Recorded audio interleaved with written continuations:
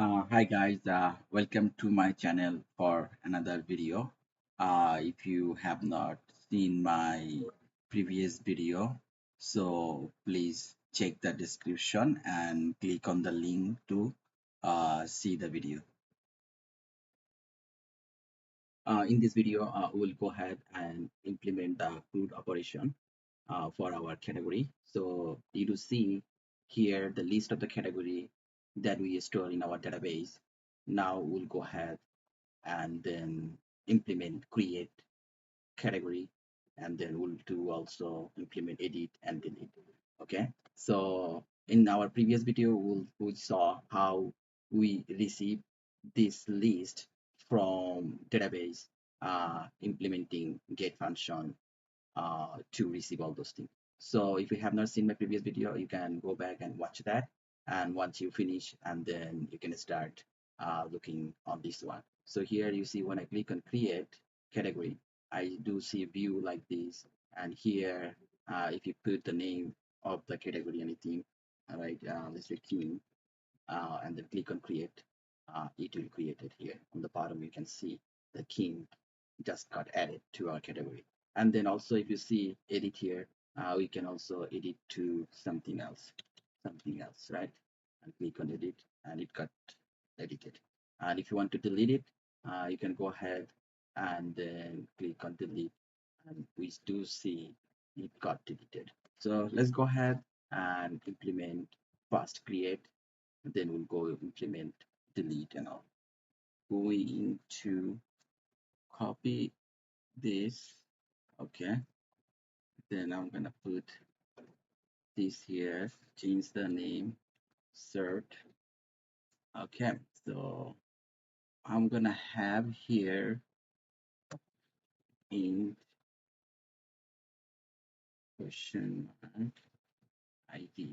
So this if we receive an ID, it means this request is for edit, or if there is no request, if there is no ID, right, then this means we are going to insert a new item to our category list. All right, so what I'm gonna do here, so what is this is an integer, right? That means we're going to have a new item, so for a category. So then we're gonna create a category. Let's put it category new item, right? So now and then we'll send this to view. And now if there is a ID, then we'll do something else. What we'll do, we're going to call our database with the ID, right? Uh, so, so then now we need to go ahead and find it. If they want us to uh, update the data, right? Let's make it bigger, and then we'll do something like this. Goes to u dot id equal id, which is this. Then we'll go ahead and load this here. Let's create cancel, and then return this view over here. Okay, so if you see here again, what I did, I have a parameter in the offset function. If id is null, then we will going to send this item to view. If id not equal to null, then we'll load it this item from database and send it to view. Okay, so let's go ahead and create a view for this action. So you go right click there, add view, and then click on add here, and then put the view name is upsert. Okay, and then click on add. So once you click on add, you should see there should be a new. You see if you go to the right side, and I do see under the category the upsert.html file got created. So that means our view, we had created it. Now type add, and then curly bracket. Within the curly bracket we can write CS code. So here we're going to declare a one variable which name is action item, which equal to create, and then I'll let you know why I'm creating it. You'll understand it, the reason that we are creating this item here. And so here I'm also going to have one if condition, because um, if our model is not empty, then that means this request is coming for edit the category. So let's, if it is not now, then we'll go ahead and have this action, sorry, have this action item equal to edit. Edit. Okay, so I have the equal to edit. So now what we define if model empty, then our action item for this request is create, and then if model is not empty, then this request is for edit the to edit the uh, to edit the category list. What I'm going to do, I'm gonna go ahead and copy the code for view, and then I will go ahead and explain the each line of the code. But if you do still have a question for me for each line, I please do comment on the video section. I will go ahead and explain you more. So copying it and then putting it here, and this you can see the code for this view. So here I will explain everything, each line. So if you see the line number is 11, it's a D class padding all. So this is the custom class that I put it on CSS file, right? So what it does, let me show you how you're going to add this class in your CSS and how to get access to it. So here, if you see under your Jahi, under this folder, the web folder, if you go to root folder, and then you can see here is a CSS folder, right? So under the CSS folder, you click on here, and then if you want to write more CSS code, you can go ahead and write it there. So I wrote padding all one CSS code, and then the another one is padding all white. And if you see on the top, those are default came when we create the application. So we have nothing, I didn't do anything on this, but only I added these two classes right there, and then I'm using it for our upside view. So let's go back to our upside view. Uh, okay, so here what I'm doing, I did padding all, and then padding all means I'm taking padding. I think this is top, right, bottom left, not sure, but you can check it out, right? And then taking the margin, then putting border, and then the color for the background. And this one also doing the same thing, but the color is the whitest one. But this is also have padding, and then margin, and then border, radius. Okay, uh, so let's go here. And now on the line number 12, you see the class text info. Those are the bootstrap class. And then I show you in the previous video how this class, how these are getting access. If you go to our GS library here, you can see the bootstrap got installed with the application. All right. So let's see why we having. If you see this action item, uh, will have the value depending on if the model is empty or not. So if it is has a value, then it should be edit a category. If no value, then it should be create a category. So now here we saw another CSS classes here that I put it here, and then I'm just trying to create a row over here, and then under this row I'm trying to have another column which size is 12. Okay, and doing padding 3, which is for all around. I mean, it's top, right, and then bottom and left also.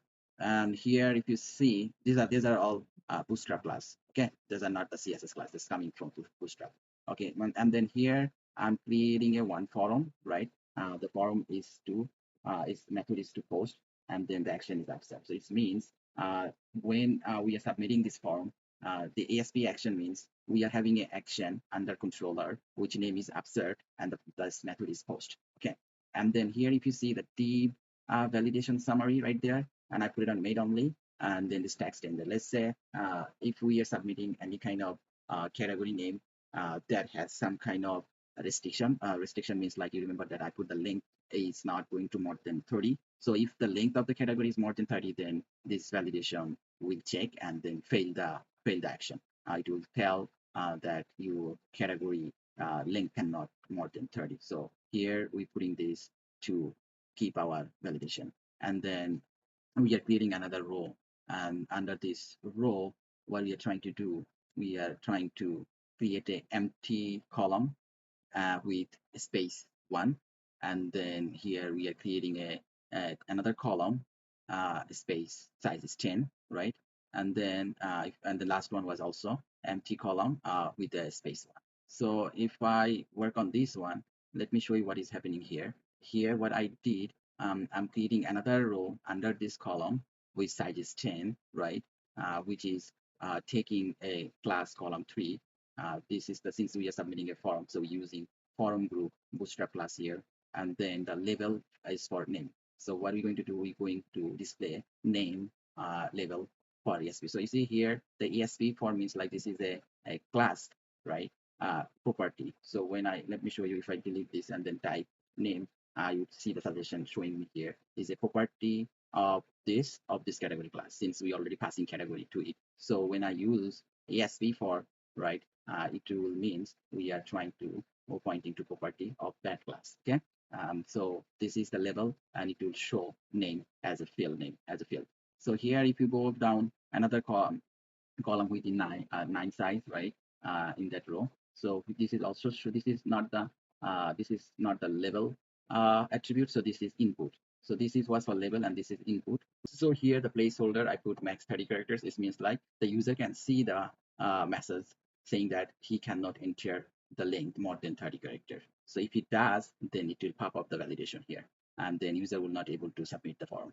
And then what happened, so this is the for row to submit. So now we're going to create a button where we're going to submit it. Okay.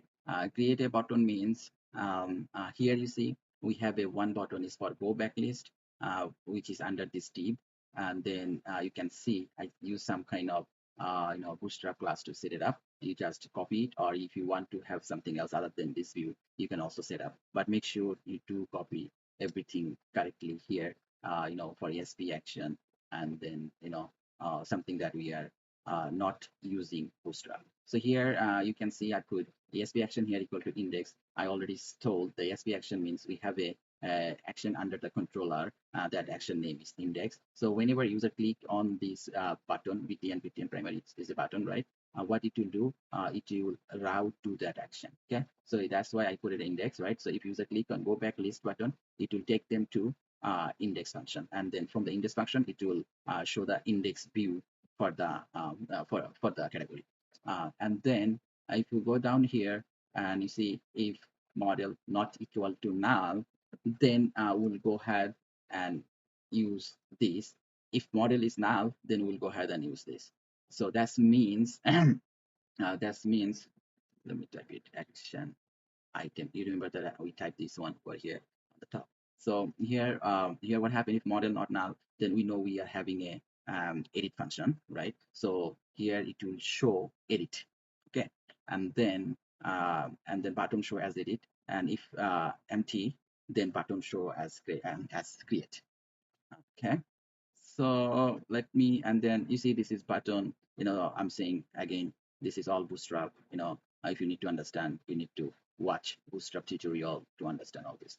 If you if you guys want me to create a bootstrap tutorial, just have a comment in the video. I will try have something create to or show you how this class are working. So since this is a button, its type is submit because we are submitting the data. This is also type is submitting, we are submitting the data. All right, this is, I think we have. Make sure you guys close everything properly whatever you open. So you copy from here, okay, copy from here. No div classes, make sure you copy exactly as here, right? And then close them exactly here as it is. Okay, make sure you follow the line number and all those things. But if you want me to share this code, just put your email in the comment section. I'll go and email this code to you. Okay, so here okay, let me also explain this. You do see here that we have another section here. So what is happening to validate, right, to validate the script, we need to go ahead and add it under the section. So we need to go type section script and then render partial async validation script partial. So this validation is coming from shared location. You can see right there under the shared location, you can see validation script for Java and then jQuery. Okay, so let me go ahead and run this code and we'll go ahead and see how it is looking here. Okay. Okay, friends. So now we are going to build this project, and then we'll go ahead and run it. It has been built, so we'll go click on run, and then we'll see the view of the category list. Okay, page loaded. I go to the category, and I do see the list here. Now let's check the create view. I mean, we see go back button and create button has no gap in between. I will put a gap. So let's see where create button and then the go back button is available. So I do see right there go back list here. So what I'm gonna do, I'm gonna pad these two button. P to this means padding and padding all around two for this go back list button, and then I'll do also pad on this one. I also do pad on this one as well, since we have a space. Okay, now what I'm gonna do, I'm gonna save it and refresh. Okay, friends, you see, we did the change, but the view, you don't see the view did not change. So what we have to do, we have to stop it and rerun it. But I will also show you how to fix this issue. Means like we will keep the browser open and we will keep changing the view within code, and then we save it and refresh. We do not have to stop the browser. We do not have to stop the code to rerun it to see the change. Let's go to tools, click on you get package solution, and then here time razor runtime, and then we'll go ahead and install runtime completion. Then we'll select our web project, this one, and then click on install.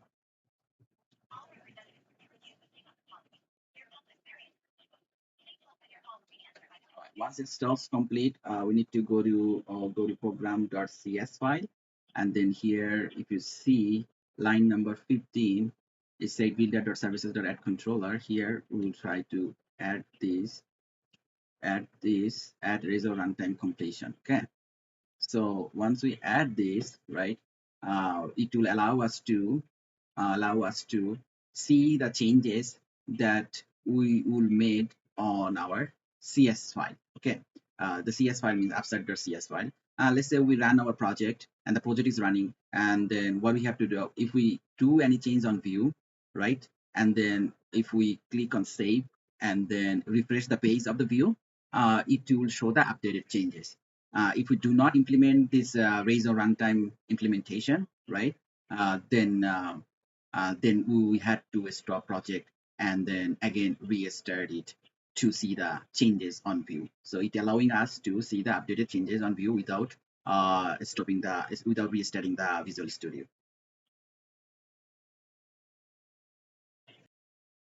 Let's go to category controller.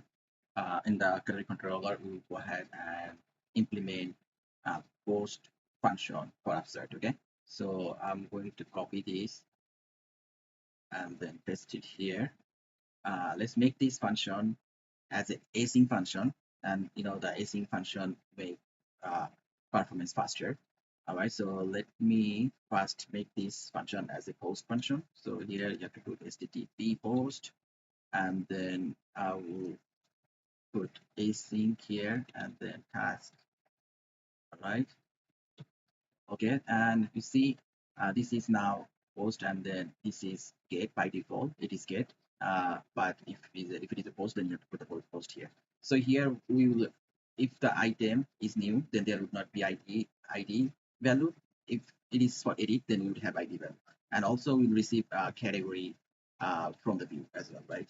So let's category, because we are using form submitting, right? And then under this form, we have model category. So when we submit that, then in the category, when it is routing to here, it is also giving the category value in the parameter. So here, if you see, we have abstract function. And now I put ID equal null. But you see, ID here I use int. But whenever we submitting from the view, this, if no ID is there, it will come as null. So I'll have to put it here as null. So it means new item has submitted, and that's not the edited item. So what I'm gonna do, I'm gonna click. Uh, I'm gonna go ahead. If this is a new item, right?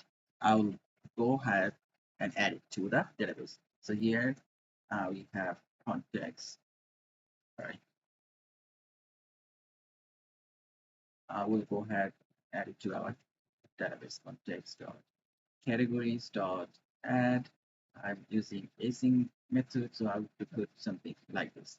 And when I put async method, we have to put condition. So in the else condition, what I'm gonna put, I'm gonna try to find that item using the ID, and I'll load it out, right? Once I loaded it out, I have to also do something like items dot name, because we are receiving name from the view, right? So once we add it here, right, with this update, we did update also, right? We update the name from the view. Okay, so what I'm gonna do here also, if let's say if we have item already in our database, let's say meat is an category item in our database, but if user again trying to add meat into database, then we don't want to have same name for the category list, right? Not for the category, right? We don't want to have same item in the list. So let's see what we're going to do. We'll go ahead and try to find it. Okay, so to find it, I'm gonna have bar, let's do found item. Okay, here I'm gonna do create another call to database. Let's do faster default as async.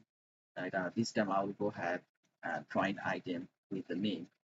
All right, and then category dot name, because we already have this. So if we have, right, if we have the same item in the list, then it will pull it out here and put it here. So then we need to go ahead and check if found item is not null. Okay, we do not want to add. We do not want to add it. So what we're going to do, we're going to redirect to this. Okay, now redirect to return. We redirect to action. Okay, now we will redirect to this. Okay, so if if found, if not found, then we'll go ahead and add it. All right, so now here, after we've done this, let's remove this as well, and then what we are now trying to do here, let's put here return also redirect to action. This means we are routing to our index view. Okay, uh, we are routing to our index view. Okay, now let's go ahead and we will go ahead and check it and see if it is working or not. Okay, so here, now we have to also click save item to database, right? Okay, start save. Let's see. Make sure you put a word keyword in front of it. Okay. All right. So now I see what I did. If ID is null, then this is a new item, right? Uh, and then we need to also find the item that is sending to us if it is already into our database or not. If it is there, then we're not going to add it. We'll route to our index view. If it is there, then we'll add it here. If ID is not null, we come over here, we'll pull it out from our database using given ID. Then we'll add the chains to our database, and then after we came out, we'll go ahead and save it to our database and route it to routing to our index view. Okay, let's go ahead and run this. Okay, then we'll go ahead and see the view how it does look. All right, now it's loading, clicking on. Let's create one. We'll go ahead, try to create something new. Let's be create, and now we see if it is there or not. Yeah, I do not see beans here. We tried to add the item into our category, but we were not able to do it because I see I did not put a await keyword in front of it, and then what it's doing, it was not uh, the found item not showing as null, right? So that's why it came into here, and then didn't add the item into our database. So let's put a AWA wait keyword, and now stop it, and then go ahead, run it again. So let's load this, and then we'll go ahead again, try to add that item into our category.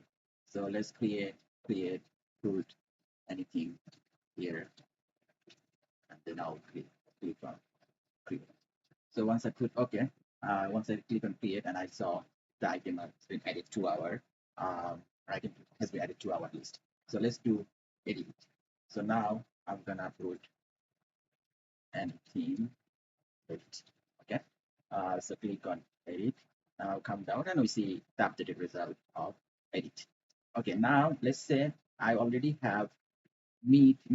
So I do not want to have same item into my database. So what I did here now, I did a found item here, right? And then implement this to avoid adding duplicate. So let me go ahead and create, let's put something like meat, and let me see if it does add it or not. See, we had two meat there. So now we see meat is the new another meat didn't get added. So that means we also prevent adding duplicate. But whenever we are adding here, we're not seeing any alert. I want to see an alert saying that the new item has been added to our list, or item has been edited to our list, right? Every time if it is success, even if it is not success. So we want to see some kind of alert once the item has added, or any kind of any kind of function that executed in the database to make some change, and then we want to see that alert at the top of this list. To do that, I'm going to go ahead and then create one temp temp data alert, right? I'm going to go, let's say first here, I'll have something like this temp data. I'm going to put this some kind of alert. Let's put it something like alert message. That's equal to what would be here the alert. That should be something like this.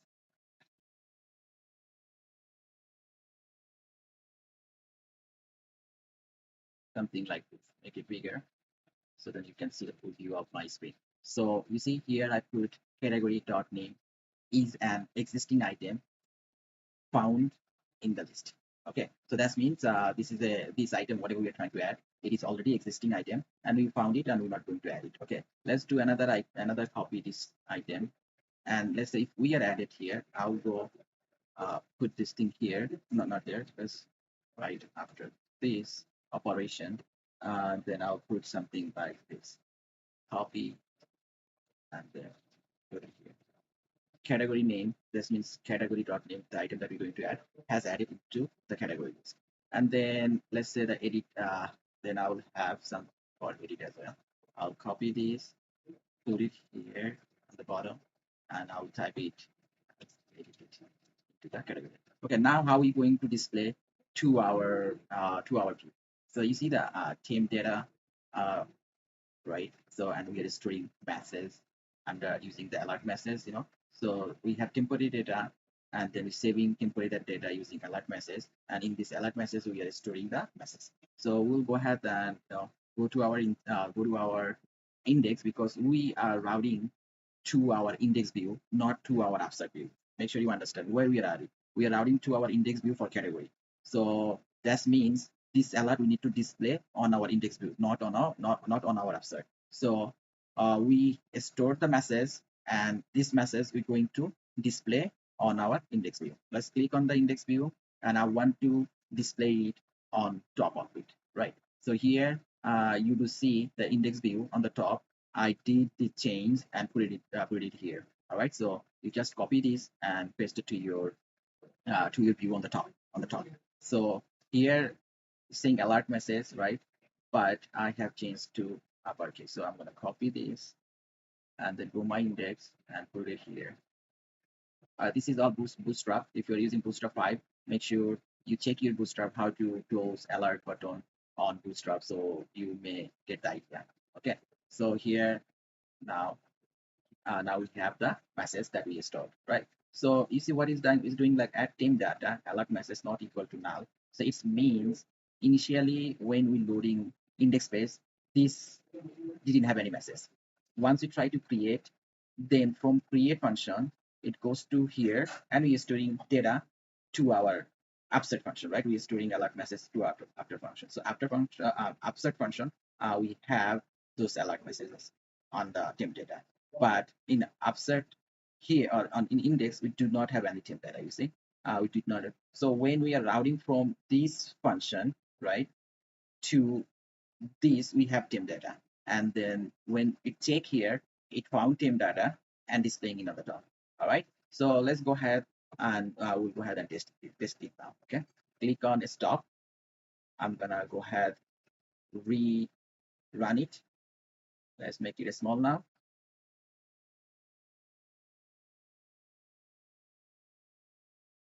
Okay, now we'll go ahead create one. Let me try to create meet. Let's see meat is there or not. You see, it said meat is an existing item found in the list, so not added to the list. We'll close it. Okay. Now we'll try to edit meat because we have two meat. Let's change it to something else. I'm gonna change to let's say let's uh, let's something whatever you want to say. Goat, goat, goat, goat, goat. Okay, and click on it. So you see, it said goat meat has edited into the category list. So now you can see goat meat over here. So we do able um, uh, to see the message, the alert message for the function. If we add any new item, it would say something new item. Let's say oil. I think oil is already there, so that's why it's not added to it. Let's say water. And I see the water has added there. So this is all for our category. We also have to we have to also implement the delete button. So let's go ahead and implement the delete one item from this list. Let's click on it, and you see we are seeing an error page because this delete function is not available yet here. So if you go all the bottom on from the index page, you see it said the ASP delete. It is looking for a delete function under the controller, but it's not able to find it because it was not implemented there. So let's go ahead and implement it. So I'm gonna go stop this again, go to the controller. I'll go copy this again because it will be similar to upsert function. So I'll go ahead, copy it, click here, paste it here, but I'm gonna put this function name is as delete. Here we will definitely receive an ID, so we do not have to put a question mark. By default, it will be a get. So once I receive an ID, what I'm gonna do, I'm gonna go ahead and retrieve this data from database and then send it to you. Okay. So I think we do not need it to put this thing here, remove it. I'm not gonna have this thing here. Let's close this all. Okay, so I see I found the ID and then I load it from database, right? And sending to our view, right? This item we are sending to our view. So what we are now going to do, we are going to implement delete view. Okay, so let's right click on delete and then select razor view, click on add, and then let's put this view name is delete. All right, click add it here. So we have now. Okay, I'm copying it and pasting it here under this view. So, all right, so you do see I just copy and paste it here. Okay, now you see what we are receiving. We are receiving something called model classes, right? We need to edit this, change it to dot category. We do have that. And then from the view, we are seeing, so this is the CSS class I already showed.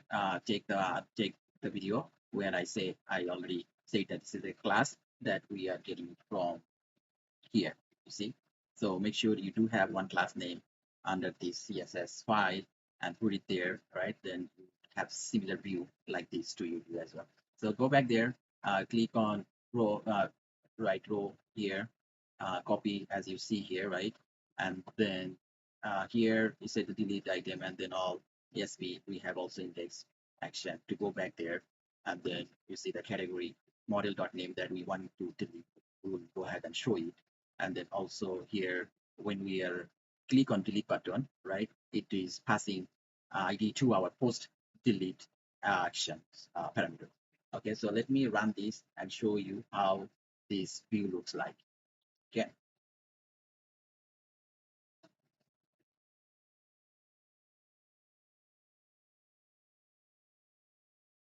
Okay, so I click on category. Thus, I want to delete this item. I click on it, and now I see delete a item, go back list, and then I want to delete this, right? And then once I click delete, but it's not going to happen because I did not implement the post. So we'll go ahead and implement the post action for it. Okay. Copy this one. All right. Post it here. Make it http post. Okay. http post, and then you do you do here category, because we don't want to have the same parameter for the same function. So we need to have something like this. Category, okay, category, because we are receiving category from the view anyway, right? So let's put it on category here. Okay, now what we're going to do, we're going to find the items from the database. So let's do something like this. Category.id, we are getting it from the view. So that means we found it. So if we found it, we can go ahead and remove it. Okay. Now we are removing it and redirecting to our index. So let's redirect to index. Redirect to action. Here I can have something name of index. Okay, now we are about to done, and then let's copy this also, right? And then put it here.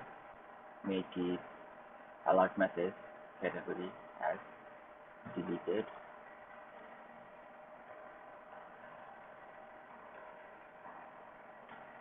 From the category list. Okay, so and then we are doing redirecting as well. So let's stop this. I'm gonna go run it again.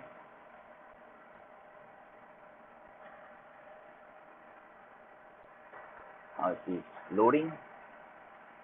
Click on category, select an item. I do see delete the item. This is an text message, and this is a button.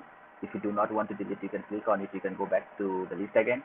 If you want to delete, go. Do not click this. Go, and it is showing category name. Is there anything edit? We are going to delete this and performing the delete. So you click on the delete action. Okay, and then come here. Okay, so now here we see an error, right? It's saying the same key value is now tracking. Actually, there is a reason it is showing error, because we open items, right? And but removing category without using the item function. Since we loaded it here, we go copy, and we have to put this item to remove, not the item from category. So because we have loaded the same item from the database, so we have to go click this and load it. So let's go click on stop and rerun this. Okay, and then we'll see what happens.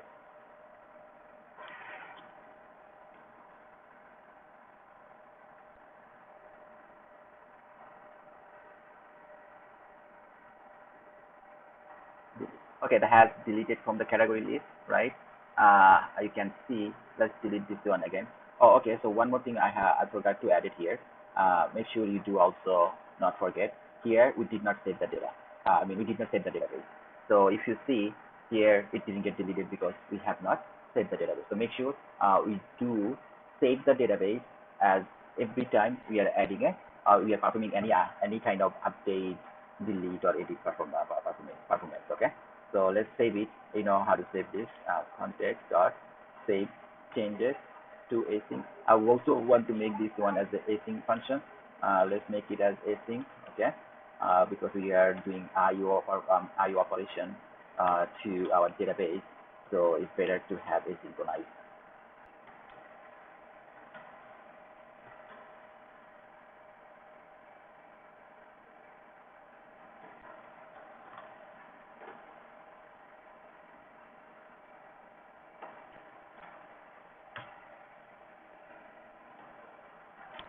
Okay, so what we did, we make it async function, okay, and then we trying to load the data from the database that we receiving data from, we receive request to delete from the view, and now we are performing to delete it. So let's go ahead, run our application,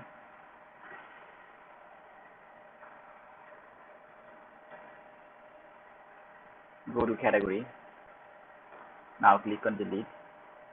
As you see, I added a horizontal line over here on the bottom. If you have not, it was not added previously, but you can add this horizontal line from delete view. So you just have to go there and add this horizontal line here right after module.name. Okay. So here, and I also did one small change. I make this one 3 when screen size is small. So when it was 12 before, but now I make it 3. So if you see here, right there, right, the view, make it view. So it comes like this when the screen size is bigger, and when screen size is small, it comes like this. But let's say when screen size is even medium, it is coming like this. Okay. So make it a small screen apart from the delete action, and then has deleted from category, and we're not seeing this. Let's delete another. Thank you for watching the video. See you in the next tutorial. Please do share, like, and subscribe the channel. Thank you. Bye.